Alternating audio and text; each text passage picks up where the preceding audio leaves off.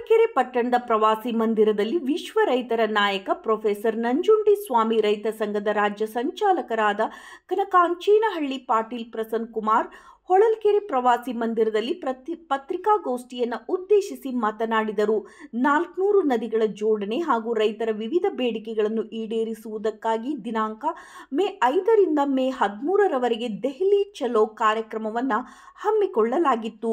ರೈತರ ನೂರಾರು ವೇದಿಕೆಗಳು 400 ನದಿಗಳ ಜೋಡಣೆ ಕಾರ್ಯಕ್ರಮ ರೈತಾಪಿ ವರ್ಗದವರಿಗೆ ಅನುಕೂಲವಾಗಬೇಕೆಂದು ಪ್ರಧಾನಮಂತ್ರಿಯ ಹಾಗೂ ರಾಷ್ಟ್ರಪತಿಯವರಿಗೆ ಮನವಿ ಸಲ್ಲಿಸಲಾಯಿತು. ಹಾಸನ ಜಿಲ್ಲೆಯ ಬೇಲೂರು ತಾಲೂಕಿನ ಐದಳ್ಳಿ ಗ್ರಾಮದ ಸರ್ವೆ ನಂಬರ್ 1ರಲ್ಲಿ 255/5 ಎಕರೆ ಭೂ ಪ್ರದೇಶದಲ್ಲಿ ಈಗಾಗಲೇ 900 ಅರ್ಜಿಗಳು ಸಲ್ಲಿಸಿದ್ದು ರೈತರಿಗೆ ಭೂಮಿಯನ್ನು ಮಂಜೂರು ಮಾಡಬೇಕೆಂದು ಸುಮಾರು ಸರಿ ಜಿಲ್ಲಾಧಿಕಾರಿಗಳಿಗೆ, ತಹಶೀಲ್ದಾರ್ ಅವರಿಗೆ ಮನವಿ ಸಲ್ಲಿಸಿದರೂ ಪ್ರಯೋಜನ ಆಗಿಲ್ಲ ಎಂದು ಹೇಳಿ ದೆಹಲಿ ಚಲೋ ಕಾರ್ಯಕ್ರಮವನ್ನು ಹಮ್ಮಿಕೊಂಡಿದ್ದು ನಮ್ಮ ಬೇಡಿಕೆಯನ್ನು ಈಡೇರಿಸುವಂತೆ ದೆಹಲಿಯ ಜಂತರ್ ಮಂತರ್ನಲ್ಲಿ ರಾಷ್ಟ್ರಪತಿಯವರ ಆಪ್ತ ಕಾರ್ಯದರ್ಶಿಯವರಿಗೆ ಮನವಿಯನ್ನು ಸಲ್ಲಿಸಲಾಗಿದೆ. ಈ ಸಂದರ್ಭದಲ್ಲಿ ರಾಜ್ಯ ಕಾರ್ಯಾಧ್ಯಕ್ಷ ಎಜೆಎಸ್ ಪಾಷಾ, ರಾಜ್ಯ ಕಾರ್ಯದರ್ಶಿ ಮಹಮ್ಮದ್ ದಸ್ತಗಿರಿ, ಮಹಿಳಾ ಮುಖಂಡರಾದ ನಂಜಮ್ಮ ಮುಬಾರಕ್, ರಂಜಾನ್ ಟೈಗರ್, ಶಂಕರಪ್ಪ ಮತ್ತಿತರರು ಉಪಸ್ಥಿತರಿದ್ದರು.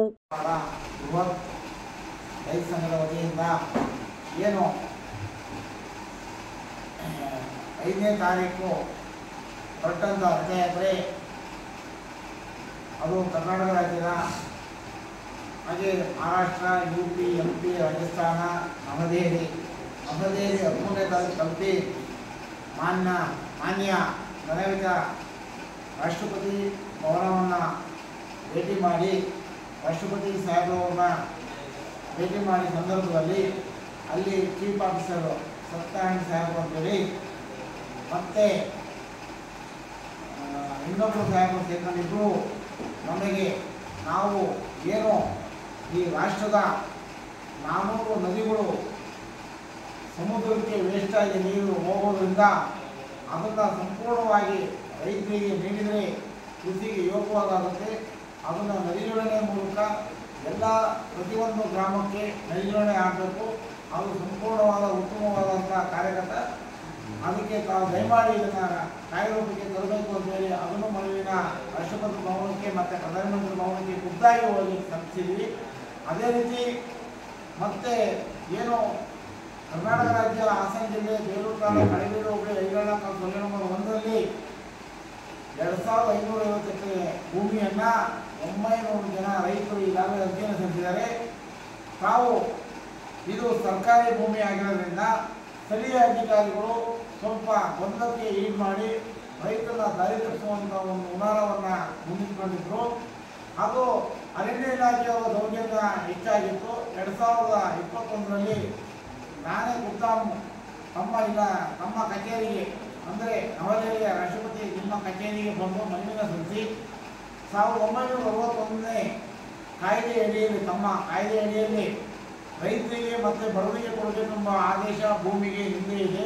ಅದರಿಂದ ತಾವು ದಯಮಾಡಿ ಮುಂದೆ ಯಾವುದೇ ಥರದ ರೈತರಿಗೆ ನೋವಾಗದಂಗೆ ಮತ್ತು ಅವ್ರಿಗೆ ಯಾವುದೇ ಥರದ ಅಡಚಣೆ ಆಗದಂತೆ ತಾವುಗಳು ಅಲ್ಲಿನ ಸ್ಥಳೀಯ ಅಧಿಕಾರಿಗಳಿಗೆ ಕೂಡಲೇ ಆದೇಶ ಮಾಡಿ ಅವರಿಗೆ ಹಕ್ಕುಪತ್ರ, ಸರ್ವೆ ಎಲ್ಲ ದಾಖಲೆಗಳನ್ನು ನೀಡುವ ಮೂಲಕ ಹಾಗೆ ಅಲ್ಲಿ ರೈತರಿಗೆ ಯಾರೋ ಬಂದು ಕಿಡಿಗೇಡಿಗಳು ಗೊಂದಲ ಮಾಡುವಂಥ ಸೃಷ್ಟಿಯನ್ನು ಆಗಬಾರ್ದು. ಅದಕ್ಕೂ ಪೊಲೀಸ್ ಬಂದೋಬಸ್ತು ಮತ್ತು ಅವರಿಗೆ ಯಾವುದೇ ಥರದ ಅಡಚಣೆ ಆಗದಂಥ ಒಂದು ವ್ಯವಸ್ಥೆನ ಸ್ಥಳೀಯ ಅಧಿಕಾರಿ ಮೂಲಕವಾಗಿ ಮಾಡಿ ಅದನ್ನು ಆದೇಶ ಮಾಡಬೇಕು.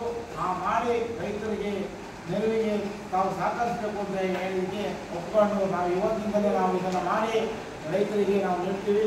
ಅದು 1940ನೇ ಕಾಯ್ದೆ ನಮ್ಮ ಕಚೇರಿಯಲ್ಲೇ ಇದೆ, ನಮ್ಮ ಸುತ್ತೋಲೆಯಲ್ಲೇ ಇದೆ. ಅದರಿಂದ ನಾವು ನೀಡೋಕ್ಕೆ ನಾವು ಮುಂದಾಗಿದ್ದೀವಿ. ಯಾವುದೇ ಥರದ ಗೊಂದಲ ಆಗಲ್ಲ. ಭೂಮಿ ನಿಮಗೆ ದೊರಕುತ್ತೆ ಅಂತೇಳಿ ಭರವಸೆ ಹೇಳಿದ್ದಾರೆ. ಅದರಂತೆ ನಮಗೆ ಭೂಮಿ ದೊರಕುತ್ತೆ. ಅವರು ಮಾನ್ಯ ಘನವಿತ ರಾಷ್ಟ್ರಪತಿ ಸಾಹೇಬ್ರವರ ನಾವು ಹೋಗಿ ಎಲ್ಲಿ ರೈತರು ಇವತ್ತು ರಾಷ್ಟ್ರಪತಿ ಭವನ ಮತ್ತು ಪ್ರಧಾನಮಂತ್ರಿ ಭವನವನ್ನು ನೋಡಿ ಅಲ್ಲಿ ಸಂತೋಷಪಟ್ಟಿದ್ದೀವಿ. ರಾಷ್ಟ್ರದ ರೈತರನ್ನ ಕಾಪಾಡ್ತಾರೆ ಅಂತ ನಮಗೆ ಖುಷಿ ಇದೆ. ಅದರಿಂದ ಕೃಷಿ ಭೂಮಿಯನ್ನು ಕೊಡಲೇಬೇಕು. ಎಷ್ಟನೇ ತಾರೀಕಿಂದ ನೀವು ಹೋಗಿದ್ದು ಚಳವಳಿ? ಸರ್ 5ನೇ ತಾರೀಕು ಬಿಟ್ಟರು. ನಾವು 12ನೇ ತಾರೀಕು 8ನೇ ತಾರೀಕು 13ನೇ ತಾರೀಕಿಗೆ ನಾವು ಮನವಿ ಪತ್ರವನ್ನು ಸಲ್ಲಿಸಿದ್ದೇವೆ. ಆಮೇಲೆ ನಾವು 40 ಬೇಡಿಕೆಯನ್ನು ಸಹ ಹೇಳಿದ್ದೀವಿ. ಈಗಾಗಲೇ ಆನ್ಲೈನ್ ಲಾಟ್ರಿ ಈ ದೇಶದಲ್ಲಿ ಮೋಸ ಆಗ್ತಿದೆ. ಅದನ್ನು ಏನು ಗೇಮು ಅಂತೇಳಿ ಅದು ತುಂಬ ನೋವಾಗ್ತದೆ. ಮಾಡೋದ್ರಿಂದ ರೈತರಿಗೆ ರಸಗೊಬ್ಬರವನ್ನು ಸಬ್ಸಿಡಿ ಕೊಡ್ತೀವಿ ಅಂತ ನಾಟಕ ಮಾಡಿ ರೈತರು ಹಾಳು ಮಾಡೋಕ್ಕಿಂತ ರೈತರಿಗೆ ಉತ್ತಮವಾಗಿ ಬೆಲೆಯನ್ನು ಕೊಡಬೇಕು, ರೈತರ ಜೀವನಕ್ಕೆ ಆಧಾರ ನಿಲ್ಲಬೇಕು, ರೈತರಿಗೆ ಸಬ್ಸಿಡಿ ಅನ್ನೋದನ್ನು ತೆಗೆದುಹಾಕಿ ಹೊರತುಪಡಿಸಿ ಅವ್ರಿಗೆ ಅನುಕೂಲ ಆಗೋ ಮಾರ್ಗನ ಮಾಡಬೇಕು. ರೈತನಿಗೆ ದೇಶಕ್ಕೆ ಅನ್ನ ಹಾಕಿ ದೇಶನೇ ಸಾಕ್ತೀವಿ, ಸಬ್ಸಿಡಿ ಅವಶ್ಯಕ